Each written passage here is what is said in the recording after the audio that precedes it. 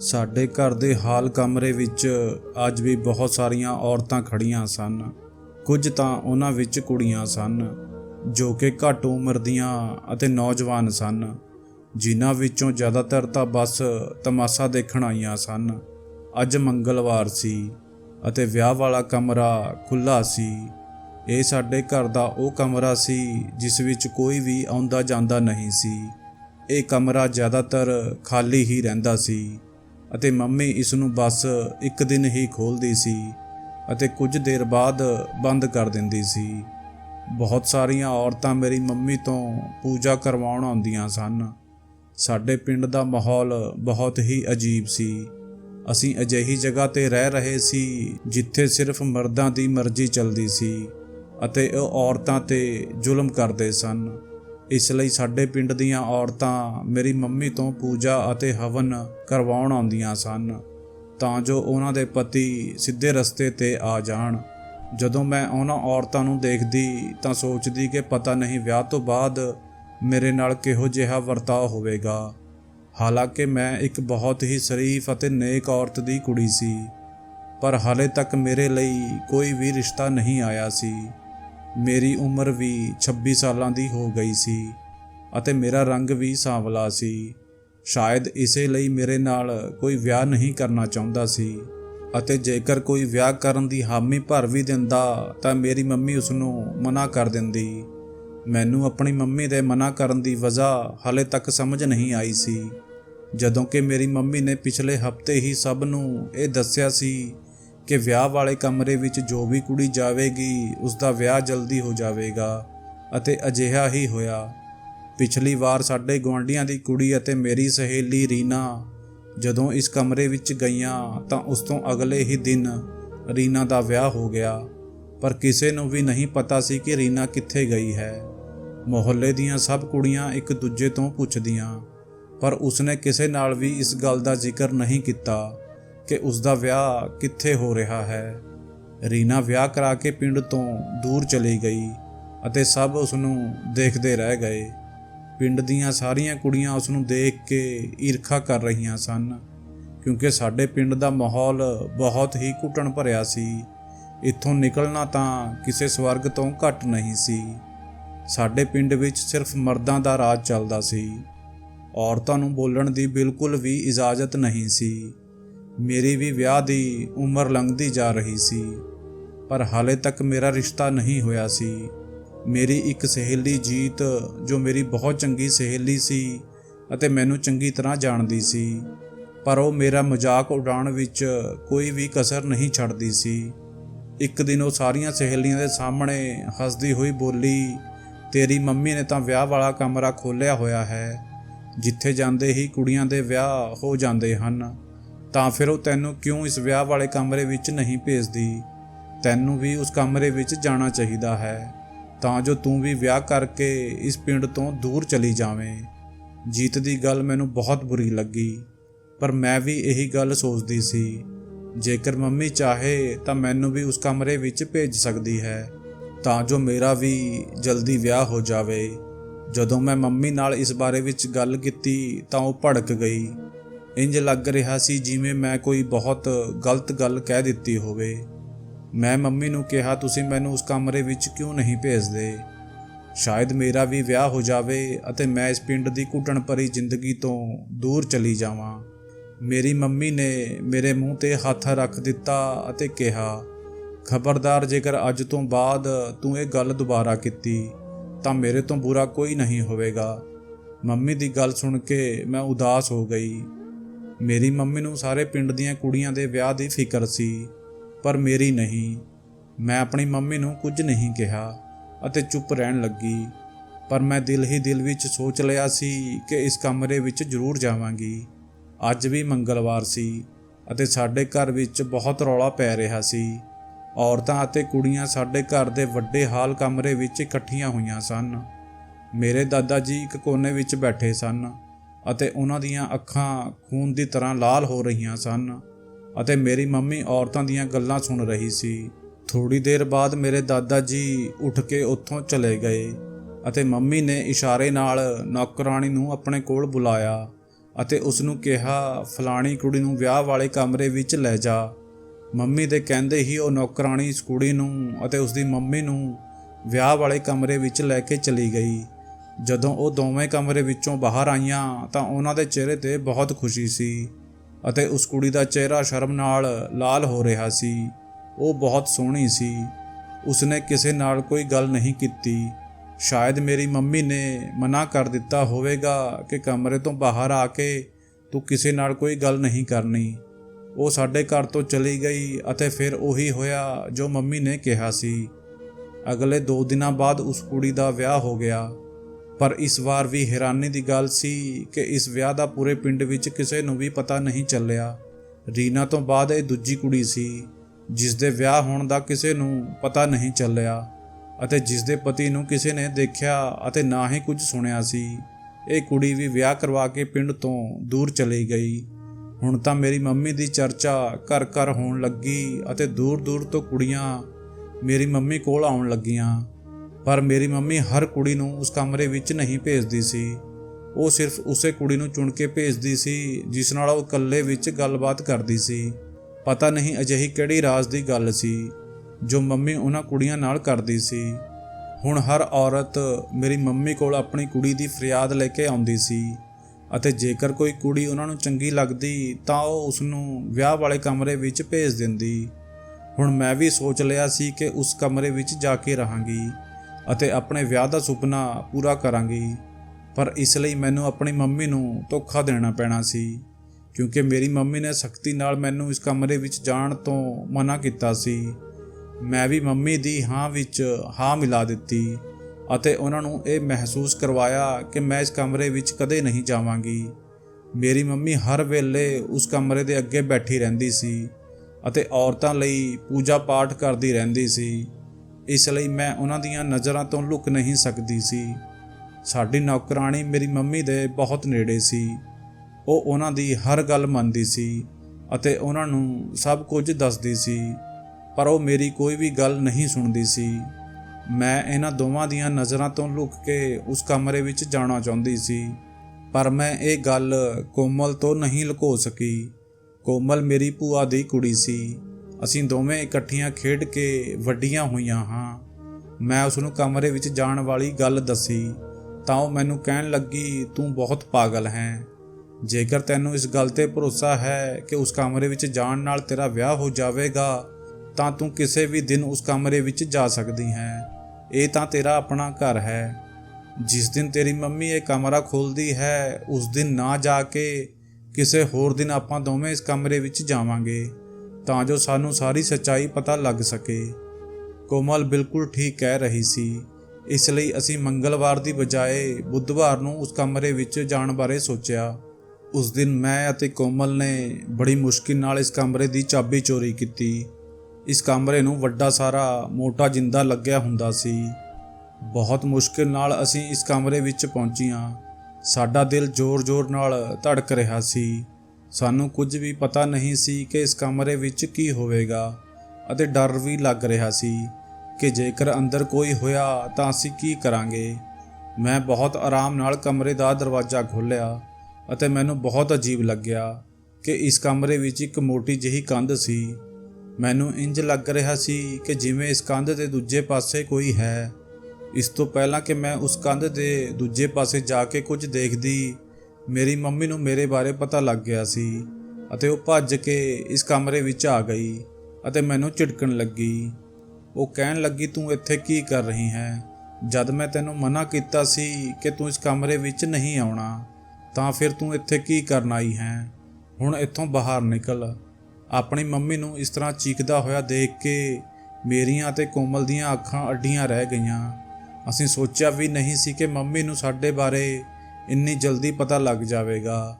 ਅਸੀਂ ਕਮਰੇ ਤੋਂ ਬਾਹਰ ਆ ਗਈਆਂ ਪਰ ਅਸੀਂ ਹਿੰਮਤ ਨਹੀਂ ਹਾਰੀ। ਕੋਮਲ ਕਹਿਣ ਲੱਗੀ, ਤੂੰ ਫਿਕਰ ਨਾ ਕਰ, ਮੈਂ ਇਸ ਗੱਲ ਦਾ ਕੋਈ ਹੋਰ ਹੱਲ ਕੱਢਾਂਗੀ। ਹੁਣ ਅਸੀਂ ਮੰਗਲਵਾਰ ਨੂੰ ਹੀ ਇਸ ਕਮਰੇ ਵਿੱਚ ਜਾਵਾਂਗੇ ਤਾਂ ਜੋ ਸਾਨੂੰ ਇਸ ਕਮਰੇ ਦਾ ਰਾਜ਼ ਪਤਾ ਲੱਗ ਸਕੇ। ਮੰਗਲਵਾਰ ਵਾਲੇ ਦਿਨ ਜਦੋਂ ਔਰਤਾਂ ਇਕੱਠੀਆਂ ਹੋਈਆਂ ਤਾਂ ਕੋਮਲ ਨੇ 2-3 ਔਰਤਾਂ ਨੂੰ ਇਸ਼ਾਰਾ ਕੀਤਾ ਅਤੇ ਕਮਰੇ ਵਿੱਚ ਭਗਦੜ ਮਚ ਗਈ।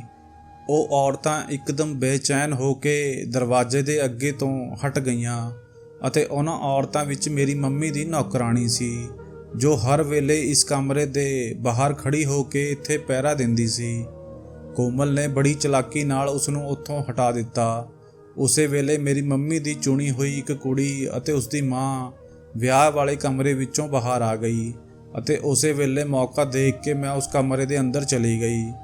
ਜਦੋਂ ਮੈਂ ਕਮਰੇ ਵਿੱਚ ਗਈ ਤਾਂ ਉਸ ਕੰਧ ਨੂੰ ਹਟਾਉਣਾ ਆਸਾਨ ਸੀ, ਕਿਉਂਕਿ ਇਹ ਲੱਕੜੀ ਦੇ ਦਰਵਾਜ਼ੇ ਨਾਲ ਬਣੀ ਹੋਈ ਸੀ।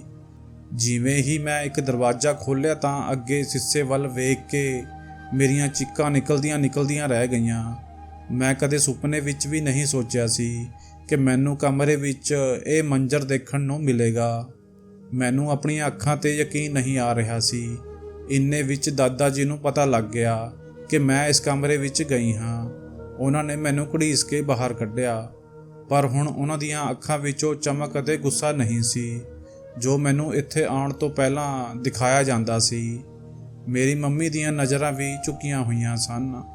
ਉਹਨਾਂ ਨੂੰ ਪਤਾ ਲੱਗ ਗਿਆ ਸੀ ਕਿ ਮੈਂ ਕਮਰੇ ਤੱਕ ਪਹੁੰਚ ਚੁੱਕੀ ਹਾਂ ਅਤੇ ਸਾਰੀ ਸੱਚਾਈ ਮੇਰੇ ਸਾਹਮਣੇ ਆ ਚੁੱਕੀ ਹੈ। ਮੇਰੀ ਮੰਮੀ ਨੇ ਮੈਨੂੰ ਅੱਜ ਤੱਕ ਇਸ ਗੱਲ ਦੀ ਭਣਕ ਵੀ ਲੱਗਣ ਨਹੀਂ ਦਿੱਤੀ ਸੀ।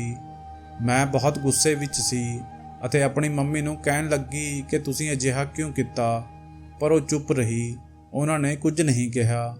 ਉਹ ਕੁਝ ਦਿਨਾਂ ਤੱਕ ਮੇਰੇ ਨਾਲ ਨਾਰਾਜ਼ ਰਹੀ। ਉਹਨਾਂ ਨੇ ਮੇਰੇ ਨਾਲ ਕੋਈ ਗੱਲ ਨਹੀਂ ਕੀਤੀ, ਪਰ ਉਹਨਾਂ ਨੂੰ ਵੀ ਪਤਾ ਸੀ ਕਿ ਸਾਰੀ ਗਲਤੀ ਉਹਨਾਂ ਦੀ ਹੀ ਹੈ। ਇਸ ਲਈ ਉਹਨਾਂ ਨੇ ਮੇਰੇ ਤੋਂ ਮਾफ़ੀ ਮੰਗੀ ਅਤੇ ਮੈਨੂੰ ਸਾਰੀ ਗੱਲ ਦੱਸੀ, ਜਿਸ ਤੋਂ ਬਾਅਦ ਮੈਨੂੰ ਆਪਣੇ ਦਾਦਾ ਜੀ ਨਾਲ ਬਹੁਤ ਨਫ਼ਰਤ ਹੋ ਗਈ। ਮੈਂ ਆਪਣੇ ਦਾਦਾ ਜੀ ਨੂੰ ਬਹੁਤ ਪਿਆਰ ਕਰਦੀ ਸੀ ਅਤੇ ਉਹਨਾਂ ਨੂੰ ਇੱਕ ਫਰਿਸ਼ਤਾ ਸਮਝਦੀ ਸੀ, ਪਰ ਹੁਣ ਉਹ ਮੈਨੂੰ ਇੱਕ ਜਾਨਵਰ ਲੱਗਣ ਲੱਗੇ ਸਨ। ਮੇਰੀ ਮੰਮੀ ਮੈਨੂੰ ਸਾਰੀ ਕਹਾਣੀ ਦੱਸਣ ਲੱਗੀ ਅਤੇ ਕਹਿਣ ਲੱਗੀ, ਮੈਨੂੰ ਪਤਾ ਹੈ ਤੂੰ ਮੈਨੂੰ ਹੀ ਗਲਤ ਸਮਝਦੀ ਹੈ। ਜਦੋਂ ਮੈਂ ਵਿਆਹ ਕਰਕੇ ਇਸ ਘਰ ਵਿੱਚ ਆਈ ਤਾਂ ਮੈਂ ਕਦੇ ਸੁਪਨੇ ਵਿੱਚ ਵੀ ਨਹੀਂ ਸੋਚਿਆ ਸੀ ਕਿ ਮੈਨੂੰ ਅਜਿਹਾ ਕਦਮ ਚੁੱਕਣਾ ਪਵੇਗਾ।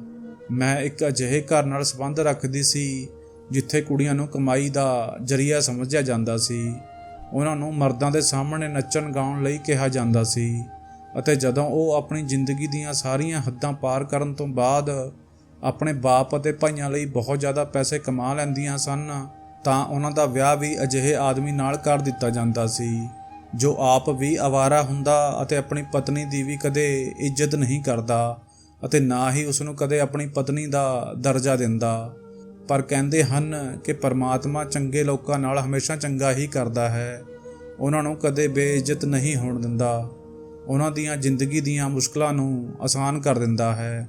ਮੈਂ ਵੀ ਰੱਬ ਨੂੰ ਹਰ ਵੇਲੇ ਪ੍ਰਾਰਥਨਾ ਕਰਦੀ ਸੀ ਕਿ ਮੈਨੂੰ ਸਾਰੀਆਂ ਮੁਸ਼ਕਿਲਾਂ ਤੋਂ ਬਚਾਵੇ, ਮੈਨੂੰ ਇਸ ਬਦਨਾਮੀ ਦੀ ਜ਼ਿੰਦਗੀ ਤੋਂ ਛੁਟਕਾਰਾ ਮਿਲੇ ਜੋ ਮੇਰਾ ਇੰਤਜ਼ਾਰ ਕਰ ਰਹੀ ਹੈ। ਜਦੋਂ ਮੈਂ ਜਵਾਨ ਹੋ ਗਈ ਤਾਂ ਮੇਰੇ ਮੰਮੀ ਪਾਪਾ ਨੇ ਮੈਨੂੰ ਵੀ ਉਹਨਾਂ ਨਜ਼ਰਾਂ ਨਾਲ ਹੀ ਦੇਖਣਾ ਸ਼ੁਰੂ ਕਰ ਦਿੱਤਾ, ਜਿਵੇਂ ਕੋਈ ਸ਼ਿਕਾਰੀ ਆਪਣੇ ਸ਼ਿਕਾਰ ਨੂੰ ਦੇਖਦਾ ਹੈ। ਮੈਨੂੰ ਪਤਾ ਸੀ ਕਿ ਹੁਣ ਮੈਨੂੰ ਵੀ ਇਸ ਘਟੀਆ ਕੰਮ ਵਿੱਚ ਉਤਾਰ ਦਿੱਤਾ ਜਾਵੇਗਾ, ਪਰ ਮੈਂ ਇਸ ਸਭ ਲਈ ਪਹਿਲਾਂ ਹੀ ਤਿਆਰ ਸੀ, ਕਿਉਂਕਿ ਮੇਰੇ ਕੋਲ ਹੋਰ ਕੋਈ ਰਸਤਾ ਨਹੀਂ ਸੀ। ਅਤੇ ਉਹ ਸਮਾਂ ਵੀ ਆ ਗਿਆ ਜਦੋਂ ਮੇਰੀ ਉਮਰ 18 ਸਾਲ ਹੋ ਗਈ। ਮੇਰੀ ਬੋਲੀ ਲਗਾਈ ਗਈ ਅਤੇ ਮੈਂ ਉਹਨਾਂ ਅਵਾਰਾ ਅਤੇ ਨਸ਼ੇੜੀ ਆਦਮੀਆਂ ਦੀ ਭੀੜ ਵਿੱਚ ਬੈਠੀ ਆਪਣੇ ਆਪ ਨੂੰ ਕੋਸ ਰਹੀ ਸੀ। ਪਰ ਦੂਜੇ ਹੀ ਪਲ ਮੇਰੀ ਤਾਂ ਜਿਵੇਂ ਕਿਸਮਤ ਹੀ ਬਦਲ ਗਈ। ਮੈਨੂੰ ਪਤਾ ਲੱਗਿਆ ਕਿ ਮੇਰੀ ਬੋਲੀ ਲਗਾਉਣ ਵਾਲਾ ਕੋਈ ਆਮ ਆਦਮੀ ਨਹੀਂ ਹੈ, ਬਲਕਿ ਉਹ ਤਾਂ ਮੇਰੇ ਨਾਲ ਵਿਆਹ ਕਰਨਾ ਚਾਹੁੰਦਾ ਹੈ। ਅਤੇ ਸਭ ਤੋਂ ਚੰਗੀ ਗੱਲ ਇਹ ਸੀ ਕਿ ਉਹ ਆਦਮੀ ਇੱਕ ਚੰਗੇ ਘਰ ਨਾਲ ਸੰਬੰਧ ਰੱਖਦਾ ਸੀ। ਉਹ ਬਹੁਤ ਸਿੱਧਾ ਸਾਦਾ ਸੀ। ਉਹ ਮੇਰੇ ਬਾਰੇ ਵਿੱਚ ਸਭ ਕੁਝ ਜਾਣਦੇ ਹੋਏ ਵੀ ਮੈਨੂੰ ਅਪਣਾਉਣਾ ਚਾਹੁੰਦਾ ਸੀ ਅਤੇ ਮੈਨੂੰ ਇਸ ਘਟੀਆ ਅਤੇ ਬਦਨਾਮੀ ਵਾਲੀ ਜ਼ਿੰਦਗੀ ਵਿੱਚੋਂ ਕੱਢਣਾ ਚਾਹੁੰਦਾ ਸੀ। ਮੈਂ ਉਸ ਦਾ ਬਹੁਤ ਸ਼ੁਕਰੀਆ ਕੀਤਾ ਅਤੇ ਜ਼ਿੰਦਗੀ ਭਰ ਉਸ ਨਾਲ ਵਫਾ ਕਰਨ ਦਾ ਵਾਅਦਾ ਕੀਤਾ। ਉਸਨੇ ਮੈਨੂੰ ਕਿਹਾ ਕਿ ਜੇਕਰ ਮੇਰੀ ਕੋਈ ਆਖਰੀ ਇੱਛਾ ਹੈ ਤਾਂ ਮੈਂ ਦੱਸ ਦੇਵਾਂ, ਕਿਉਂਕਿ ਉਹ ਮੈਨੂੰ ਦੁਬਾਰਾ ਕਦੇ ਵੀ ਮੇਰੇ ਘਰ ਵਾਲਿਆਂ ਨਾਲ ਮਿਲਣ ਲਈ ਲੈ ਕੇ ਨਹੀਂ ਆਵੇਗਾ ਅਤੇ ਹਮੇਸ਼ਾ ਲਈ ਮੈਨੂੰ ਆਪਣੇ ਨਾਲ ਲੈ ਜਾਵੇਗਾ। ਮੈਨੂੰ ਇੱਕ ਅਜਿਹੀ ਜਗ੍ਹਾ ਲਿਆਂਦਾ ਗਿਆ ਜਿਸ ਬਾਰੇ ਮੈਂ ਸੁਪਨੇ ਵਿੱਚ ਵੀ ਸੋਚ ਨਹੀਂ ਸਕਦੀ ਸੀ। ਮੇਰੇ ਵਰਗੀ ਔਰਤ ਇਸ ਜਗ੍ਹਾ ਦੇ ਕਾਬਿਲ ਨਹੀਂ ਸੀ। ਮੇਰੇ ਨਾਲ ਉਸ ਵੇਲੇ ਮੇਰਾ ਇੱਕ ਛੋਟਾ ਭਾਈ ਵੀ ਸੀ, ਜਿਸ ਦੀ ਉਮਰ ਸਿਰਫ 8 ਸਾਲ ਸੀ। ਮੇਰੇ ਪਤੀ ਨੇ ਮੇਰੀ ਗੱਲ ਦਾ ਮਾਣ ਰੱਖਿਆ ਸੀ ਅਤੇ ਉਹ ਮੇਰੇ ਭਾਈ ਨੂੰ ਮੇਰੇ ਨਾਲ ਹੀ ਇਸ ਘਰ ਵਿੱਚ ਲੈ ਕੇ ਆ ਗਿਆ ਸੀ। ਪਰ ਇੱਥੇ ਸਾਨੂੰ ਇੱਜ਼ਤ ਦੀਆਂ ਨਜ਼ਰਾਂ ਨਾਲ ਨਹੀਂ ਦੇਖਿਆ ਜਾਂਦਾ ਸੀ। ਮੇਰੇ ਪਤੀ ਨੂੰ ਝੂਠ ਬੋਲਣ ਦੀ ਆਦਤ ਨਹੀਂ ਸੀ। ਉਸਨੇ ਆਪਣੇ ਘਰ ਵਾਲਿਆਂ ਨੂੰ ਸਾਰੀ ਸੱਚਾਈ ਦੱਸ ਦਿੱਤੀ। ਉਸਨੇ ਦੱਸ ਦਿੱਤਾ ਕਿ ਮੈਂ ਕਿਸ ਘਰ ਨਾਲ ਸੰਬੰਧ ਰੱਖਦੀ ਹਾਂ ਅਤੇ ਮੇਰਾ ਅਤੀਤ ਕੀ ਹੈ। ਪਰ ਸ਼ਾਇਦ ਉਹ ਨਹੀਂ ਜਾਣਦੇ ਸਨ ਕਿ ਇਸ ਸਭ ਦਾ ਫਰਕ ਸਾਡੀਆਂ ਜ਼ਿੰਦਗੀਆਂ 'ਤੇ ਕਿੰਨਾ ਪਵੇਗਾ। ਜਜ਼ਬਾਤ ਵਿੱਚ ਆ ਕੇ ਉਹਨਾਂ ਨੇ ਆਪਣੇ ਪਾਪਾ ਨੂੰ ਸਾਰੀ ਸੱਚਾਈ ਦੱਸ ਦਿੱਤੀ।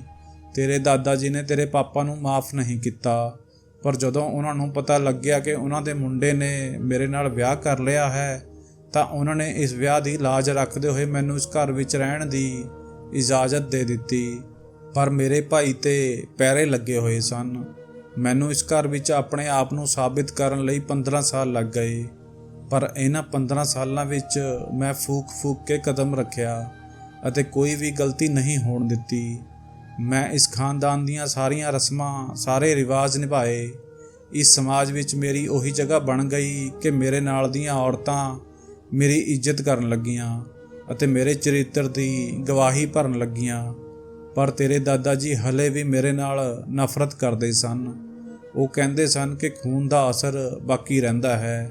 ਬੰਦੇ ਦੇ ਖੂਨ ਦੀ ਤਾਸੀਰ ਕਦੇ ਵੀ ਖਤਮ ਨਹੀਂ ਹੁੰਦੀ ਅਤੇ ਕਦੇ ਨਾ ਕਦੇ ਇਨਸਾਨ ਆਪਣਾ ਅਸਲੀ ਰੂਪ ਦਿਖਾ ਦਿੰਦਾ ਹੈ। ਉਹਨਾਂ ਦਿਨਾਂ ਵਿੱਚ ਮੇਰਾ ਛੋਟਾ ਭਾਈ ਵੀ ਜਵਾਨ ਹੋ ਰਿਹਾ ਸੀ। ਮੈਂ ਉਸ ਨੂੰ ਸਖਤੀ ਨਾਲ ਸਮਝਾ ਦਿੱਤਾ ਸੀ ਕਿ ਆਪਣੀ ਭੈਣ ਦਾ ਅਤੇ ਉਸ ਦੀ ਇੱਜ਼ਤ ਦਾ ਖਿਆਲ ਰੱਖੇ। ਕਦੇ ਵੀ ਇਸ ਘਰ ਵਿੱਚ ਅਜਿਹੀ ਕੋਈ ਹਰਕਤ ਨਾ ਕਰੇ ਜਿਸ ਨਾਲ ਮੈਨੂੰ ਸ਼ਰਮਿੰਦਾ ਹੋਣਾ ਪਵੇ। ਪਰ ਜੋ ਕਿਸਮਤ ਵਿੱਚ ਲਿਖਿਆ ਹੁੰਦਾ ਹੈ ਉਹ ਤਾਂ ਹੋ ਕੇ ਹੀ ਰਹਿੰਦਾ ਹੈ। ਇੱਕ ਦਿਨ ਮੇਰੇ ਭਾਈ ਤੋਂ ਪਤਾ ਨਹੀਂ ਕਿਵੇਂ ਇਹ ਹਰਕਤ ਹੋ ਗਈ ਕਿ ਉਸਨੇ ਇੱਕ ਨੌਕਰਾਣੀ ਨਾਲ ਗੱਲ ਕਰਨ ਅਤੇ ਉਸ ਨੂੰ ਛੇੜਨ ਦੀ ਕੋਸ਼ਿਸ਼ ਕੀਤੀ। ਬਸ ਫੇਰ ਕੀ ਸੀ, ਤੇਰੇ ਦਾਦਾ ਜੀ ਨੂੰ ਤਾਂ ਜਿਵੇਂ ਮੌਕਾ ਹੀ ਮਿਲ ਗਿਆ। ਉਹ ਕਹਿਣ ਲੱਗੇ ਕਿ ਤੇਰੇ ਭਾਈ ਨੇ ਆਪਣੀ ਨਸਲ ਦਿਖਾ ਦਿੱਤੀ ਹੈ। ਉਹਨਾਂ ਦੀ ਇਹ ਗੱਲ ਸੁਣ ਕੇ ਮੈਂ ਬਹੁਤ ਰੋਈ ਅਤੇ ਮੈਂ ਆਪਣੇ ਭਾਈ ਨੂੰ ਬਹੁਤ ਕੁੱਟਿਆ। ਪਰ ਉਹਨਾਂ ਨੇ ਸਾਫ਼-ਸਾਫ਼ ਕਹਿ ਦਿੱਤਾ ਕਿ ਮੈਂ ਆਪਣੇ ਭਾਈ ਨੂੰ ਇਸ ਘਰ ਤੋਂ ਦੂਰ ਕਰ ਦੇਵਾਂ, ਨਹੀਂ ਤਾਂ ਕੁਝ ਸਾਲਾਂ ਬਾਅਦ ਮੇਰੇ ਕਿਸੇ ਸਖਤ ਫੈਸਲੇ ਲਈ ਤਿਆਰ ਰਹਾਂ। ਮੈਂ ਸੋਚਿਆ ਕਿ ਤੇਰੇ ਦਾਦਾ ਜੀ ਕੁਝ ਸਾਲਾਂ ਬਾਅਦ ਆਪਣਾ ਦਿਲ ਬਦਲ ਲੈਣਗੇ ਜਾਂ ਫਿਰ ਮੈਂ ਉਹਨਾਂ ਦੇ ਦਿਲ ਵਿੱਚ ਆਪਣੇ ਲਈ ਦੁਬਾਰਾ ਜਗ੍ਹਾ ਬਣਾ ਲਵਾਂਗੀ। ਪਰ ਇਹ ਮੇਰੀ ਗਲਤਫਹਿਮੀ ਸੀ। ਮੈਂ ਤਾਂ ਆਪਣੇ ਭਾਈ ਨੂੰ ਸੁਧਾਰ ਲਿਆ ਅਤੇ ਇੱਕ ਕੁੜੀ ਲੱਭ ਕੇ ਉਸ ਦਾ ਵਿਆਹ ਵੀ ਕਰ ਦਿੱਤਾ। ਪਰ ਜਦੋਂ ਤੇਰੇ ਦਾਦਾ ਜੀ ਨੇ ਆਪਣਾ ਫੈਸਲਾ ਸੁਣਾਇਆ ਤਾਂ ਮੇਰੀ ਜਿਵੇਂ ਜਾਨ ਹੀ ਨਿਕਲ ਗਈ। ਉਹਨਾਂ ਦੇ ਫੈਸਲੇ ਦੇ ਅਨੁਸਾਰ ਮੈਂ ਆਪਣੀ ਔਲਾਦ ਨੂੰ ਘਰ ਵਿੱਚ ਹੀ ਕੈਦ ਕਰਨਾ ਸੀ। ਉਹਨਾਂ ਦਾ ਕਹਿਣਾ ਸੀ ਕਿ ਮੇਰੀ ਔਲਾਦ ਵੀ ਮੇਰੀ ਨਸਲ ਦੀ ਹੀ ਹੋਵੇਗੀ ਅਤੇ ਕਦੋਂ ਉਹ ਆਪਣਾ ਰੰਗ ਦਿਖਾ ਦੇਵੇ ਕੁਝ ਪਤਾ ਨਹੀਂ। ਇਸ ਲਈ ਉਹਨਾਂ ਦੇ ਖਾਨਦਾਨ ਦੀ ਇੱਜ਼ਤ ਕਦੇ ਵੀ ਮਿੱਟੀ ਵਿੱਚ ਮਿਲ ਸਕਦੀ ਸੀ। ਮੇਰੇ ਮੁੰਡੇ ਦਾ ਬਾਪ ਤਾਂ ਉਹਨਾਂ ਦਾ ਹੀ ਮੁੰਡਾ ਸੀ, ਪਰ ਉਹਨਾਂ ਨੇ ਮੇਰੀ ਕੋਈ ਗੱਲ ਨਹੀਂ ਸੁਣੀ ਅਤੇ ਮੈਨੂੰ ਸਖਤੀ ਨਾਲ ਹੁਕਮ ਦਿੱਤਾ ਕਿ ਮੈਂ ਆਪਣੇ ਬੱਚਿਆਂ ਨੂੰ ਕਿਸੇ ਨੂੰ ਵੀ ਮਿਲਣ ਨਾ ਦੇਵਾਂ ਅਤੇ ਬਿਲਕੁਲ ਵੀ ਬਾਹਰ ਨਾ ਕੱਢਾਂ। ਤੂੰ ਤਾਂ ਫਿਰ ਵੀ ਕਿਸੇ ਨਾ ਕਿਸੇ ਦੇ ਸਾਹਮਣੇ ਆ ਹੀ ਜਾਂਦੀ ਸੀ, ਪਰ ਤੇਰੇ ਭਾਈ ਹਮੇਸ਼ਾ ਕੈਦ ਵਿੱਚ ਹੀ ਰਹੇ। ਤੂੰ ਮੈਨੂੰ ਹਮੇਸ਼ਾ ਪੁੱਛਦੀ ਸੀ ਕਿ ਮੈਂ ਤੇਰੇ ਭਾਈਆਂ ਨੂੰ ਕਦੇ ਵੀ ਬਾਹਰ ਕਿਉਂ ਨਹੀਂ ਕੱਢਦੀ, ਪਰ ਮੇਰੇ ਕੋਲ ਇਸ ਗੱਲ ਦਾ ਕੋਈ ਜਵਾਬ ਨਹੀਂ ਸੀ। ਮੈਂ ਤੇਰੇ ਦਾਦਾ ਜੀ ਨੂੰ ਇਸ ਗੱਲ ਲਈ ਮਨਾ ਲਿਆ ਸੀ ਕਿ ਜੇਕਰ ਆਪਣੇ ਮੁੰਡਿਆਂ ਦਾ ਵਿਆਹ ਕਰਕੇ ਉਹਨਾਂ ਨੂੰ ਇਸ ਪਿੰਡ ਵਿੱਚੋਂ ਬਾਹਰ ਭੇਜ ਦੇਵਾਂ ਤਾਂ ਉਹ ਮੈਨੂੰ ਮਾफ़ ਕਰ ਦੇਣਗੇ। ਉਹਨਾਂ ਨੇ ਮੇਰੀ ਇਹ ਗੱਲ ਮੰਨ ਲਈ। ਇੱਥੋਂ ਦੀਆਂ ਔਰਤਾਂ ਮੇਰੇ ਬਾਰੇ ਵਿੱਚ ਚੰਗੀ ਤਰ੍ਹਾਂ ਜਾਣਦੀਆਂ ਸਨ ਅਤੇ ਉਹਨਾਂ ਨੂੰ ਮੇਰੇ ਮੁੰਡਿਆਂ ਦੇ ਬਾਰੇ ਵਿੱਚ ਵੀ ਪਤਾ ਸੀ ਕਿ ਉਹ ਕਿੰਨੇ ਸ਼ਰੀਫ ਹਨ, ਪਰ ਉਹ ਵੀ ਤੇਰੇ ਦਾਦਾ ਜੀ ਤੋਂ ਡਰਦੀਆਂ ਸਨ। ਪਰ ਮੈਂ ਇੱਕ ਕਰਕੇ ਆਪਣੇ ਮੁੰਡਿਆਂ ਦੇ ਵਿਆਹ ਕਰਨੇ ਸ਼ੁਰੂ ਕਰ ਦਿੱਤੇ। ਇਹ ਸਾਰਾ ਢੋਂਗ ਮੈਂ ਇਸ ਲਈ ਰਚਿਆ ਤਾਂ ਜੋ ਤੇਰੇ ਭਾਈਆਂ ਦਾ ਵਿਆਹ ਕਰ ਸਕਾਂ ਅਤੇ ਉਹ ਆਪਣੀ ਮਰਜ਼ੀ ਦੀਆਂ ਕੁੜੀਆਂ ਦੇਖ ਕੇ ਉਹਨਾਂ ਨਾਲ ਵਿਆਹ ਕਰ ਸਕਣ ਅਤੇ ਇਸ ਪਿੰਡ ਤੋਂ ਦੂਰ ਚਲੇ ਜਾਣ, ਤਾਂ ਜੋ ਮੇਰੀ ਅਤੇ ਤੇਰੀ ਜ਼ਿੰਦਗੀ ਵੀ ਆਸਾਨ ਹੋ ਜਾਵੇ। ਮੈਂ ਤੈਨੂੰ ਉਸ ਕਮਰੇ ਵਿੱਚ ਇਸ ਲਈ ਨਹੀਂ ਜਾਣ ਦਿੰਦੀ ਸੀ ਕਿਉਂਕਿ ਉੱਥੇ ਤੇਰੇ ਸਕੇ ਭਾਈ ਹੀ ਸਨ। ਜੇਕਰ ਮੈਂ ਤੈਨੂੰ ਉੱਥੇ ਭੇਜ ਦਿੰਦੀ ਤਾਂ ਤੇਰੇ ਦਿਮਾਗ ਉੱਪਰ ਬੁਰਾ ਅਸਰ ਪੈਂਦਾ ਅਤੇ ਹੁਣ ਤਾਂ ਤੇਰੇ ਪਾਪਾ ਵੀ ਇਸ ਦੁਨੀਆ ਵਿੱਚ ਨਹੀਂ ਹਨ। ਮੈਂ ਇਕੱਲੀ ਕੀ ਕਰਦੀ ਅਤੇ ਕਿਵੇਂ ਸਭ ਮਸਲਿਆਂ ਨੂੰ ਹੱਲ ਕਰਦੀ। ਹੁਣ ਅੱਗੇ ਤੋਂ ਤੂੰ ਆਪ ਸਮਝਦਾਰ ਹੈ, ਤੂੰ ਇਸ ਗੱਲ ਨੂੰ ਭੁੱਲ ਜਾ। ਮੰਮੀ ਨੇ ਇਹ ਕਹਿ ਕੇ ਆਪਣੇ ਦਿਲ ਦਾ ਬੋਝ ਹਲਕਾ ਕਰ ਲਿਆ, ਪਰ ਮੇਰੇ ਦਿਲ ਵਿੱਚ ਦਾਦਾ ਜੀ ਲਈ ਅਜਿਹੀ ਨਫ਼ਰਤ ਪੜਨ ਲੱਗੀ ਜਿਸ ਬਾਰੇ ਮੈਂ ਕਦੇ ਸੋਚਿਆ ਵੀ ਨਹੀਂ ਸੀ। ਉਹਨਾਂ ਨੇ ਮੇਰੇ ਭਾਈਆਂ ਦੀ ਜ਼ਿੰਦਗੀ ਬਰਬਾਦ ਕਰ ਦਿੱਤੀ ਸੀ। ਉਹਨਾਂ ਨੂੰ ਕੈਦੀ ਬਣਾ ਦਿੱਤਾ ਸੀ, ਪਰ ਮੈਂ ਉਹਨਾਂ ਨੂੰ ਕੁਝ ਕਹਿ ਵੀ ਨਹੀਂ ਸਕਦੀ ਸੀ ਕਿਉਂਕਿ ਮੇਰੀ ਮੰਮੀ ਨੇ ਮੈਨੂੰ ਕੁਝ ਵੀ ਕਹਿਣ ਤੋਂ ਰੋਕਿਆ ਸੀ। ਹੁਣ ਉਹ ਸਮਾਂ ਵੀ ਆ ਗਿਆ ਜਦੋਂ ਸਾਨੂੰ ਇਸ ਪਿੰਡ ਵਿੱਚੋਂ ਜਾਣਾ ਸੀ, ਪਰ ਮੇਰੇ ਪੱਥਰ ਦਿਲ ਦਾਦਾ ਜੀ ਨੇ ਉਸ ਵੇਲੇ ਵੀ ਸਾਡੇ ਉੱਪਰ ਕੋਈ ਰਹਿਮ ਨਹੀਂ ਕੀਤਾ। ਉਹਨਾਂ ਨੇ ਅੱਗੇ ਵੱਧ ਕੇ ਆਪਣੇ ਪੋਤੇ ਪੋਤੀ ਦੇ ਸਿਰ ਉੱਪਰ ਹੱਥ ਰੱਖਣਾ ਵੀ ਜ਼ਰੂਰੀ ਨਹੀਂ ਸਮਝਿਆ। ਅੱਜ ਵੀ ਜਦੋਂ ਮੈਨੂੰ ਆਪਣੇ ਦਾਦਾ ਜੀ ਦੀਆਂ ਖੂਨ ਭਰੀਆਂ ਅੱਖਾਂ ਯਾਦ ਆਉਂਦੀਆਂ ਹਨ ਤਾਂ ਮੇਰੇ ਦਿਲ ਵਿੱਚ ਨਫ਼ਰਤ ਹੋਰ ਜ਼ਿਆਦਾ ਵੱਧ ਜਾਂਦੀ ਹੈ। ਉਹਨਾਂ ਨੇ ਆਪਣੇ ਮੁੰਡੇ ਦੀ ਖਾਤਰ ਆਪਣੀ ਬਹੂ ਨੂੰ ਤਾਂ ਬਰਦਾਸ਼ਤ ਕਰ ਲਿਆ, ਪਰ ਆਪਣੀਆਂ ਆਉਣ ਵਾਲੀਆਂ ਨਸਲਾਂ ਨੂੰ ਆਪਣੇ ਘਮੰਡ ਦੀ ਖਾਤਰ ਆਪਣਾ ਨਾਮ ਨਹੀਂ ਦਿੱਤਾ। ਰੱਬ ਅਜਿਹੇ ਲੋਕਾਂ ਤੋਂ ਸਭ ਨੂੰ ਬਚਾ ਕੇ ਰੱਖੇ ਜਿਸ ਦੇ ਦਿਲ ਵਿੱਚ ਆਪਣੇ ਪੋਤੇ ਪੋਤੀਆਂ ਲਈ ਵੀ ਰਹਿਮ ਨਾ ਹੋਵੇ। ਤਾਂ ਦੋਸਤੋ, ਇਹ ਸੀ ਸਾਡੀ ਅੱਜ ਦੀ ਕਹਾਣੀ। ਉਮੀਦ ਕਰਦੇ ਹਾਂ ਕਿ ਤੁਹਾਨੂੰ ਪਸੰਦ ਆਈ ਹੋਵੇਗੀ। ਤੁਹਾਡਾ ਕੀ ਕਹਿਣਾ ਹੈ ਇਸ ਕਹਾਣੀ ਦੇ ਬਾਰੇ ਵਿੱਚ ਕਮੈਂਟ ਕਰਕੇ ਸਾਨੂੰ ਜ਼ਰੂਰ ਦੱਸਿਓ, ਅਤੇ ਜੇਕਰ ਚੈਨਲ 'ਤੇ ਨਵੇਂ ਹੋ ਤਾਂ ਚੈਨਲ ਨੂੰ ਸਬਸਕ੍ਰਾਈਬ ਕਰ ਲਵੋ। ਮਿਲਦੇ ਹਾਂ ਤੁਹਾਨੂੰ ਅਗਲੀ ਵੀਡੀਓ ਵਿੱਚ। ਤਦ ਤੱਕ ਲਈ ਧੰਨਵਾਦ।